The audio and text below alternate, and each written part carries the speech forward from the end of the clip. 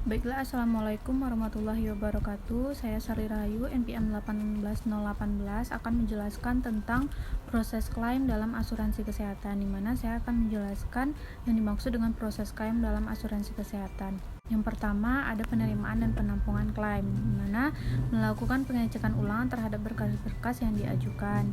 Dan selanjutnya ada telaah dari verifikasi klaim. Nah, klaim yang diterima oleh unit klaim sebelum diputuskan untuk dibayar, perlu ditelaah secara cermat terlebih dahulu.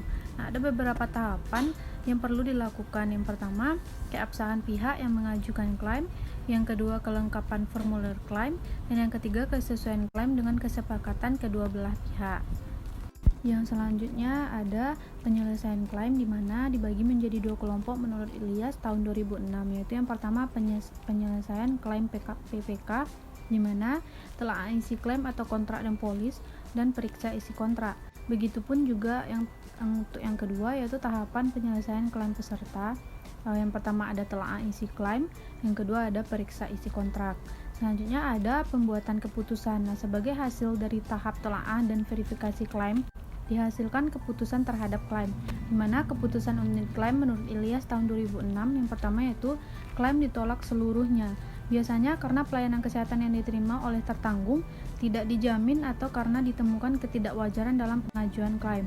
Nah, selanjutnya ada klaim diterima sebagian, ada klaim ditangguhkan penyelesaiannya, dan klaim diterima secara keseluruhan. Selanjutnya saya akan menjelaskan tentang kemukakan, jelaskanlah dan beri contoh. Yang pertama ada tujuan dari proses klaim. Nah, menurut Brown tahun 2002, tujuan dari proses klaim yaitu yang pertama, membayar semua klaim yang valid, mengidentifikasi kemungkinan terjadi tindakan kecurangan, baik yang disengaja atau fraud maupun yang tidak disengaja atau abuse dalam melakukan klaim. Selanjutnya ada memenuhi peraturan pemerintah, menghindari atau mencegah tuntutan hukum, dan mengkoordinasi benefit, serta melakukan kontrol terhadap biaya klaim atau claim cost. Selanjutnya ada syarat proses klaim dalam asuransi kesehatan. Yang pertama, fotokopi kartu peserta yang masih berlaku. Yang kedua, formulir keterangan medik yang berupa identitas pasien, tanggal pemeriksaan, diagnosa, tindakan yang dilakukan, rincian biaya, dan tanda tangan dokter yang memeriksa dan tanda tangan pasien.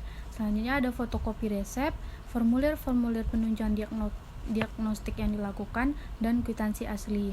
Yang terakhir ada implementasi proses klaim, di mana yang pertama menerapkan pelayanan kesehatan yang terbatas, hanya boleh memilih satu pelayanan kesehatan sesuai dengan syarat perjanjian yang tercantum dalam polis. Selanjutnya ada klaim dalam asuransi, menerapkan bahwa asuransi aktif sepekan telah pengajuan klaim diterima. Baik, Assalamualaikum warahmatullahi wabarakatuh.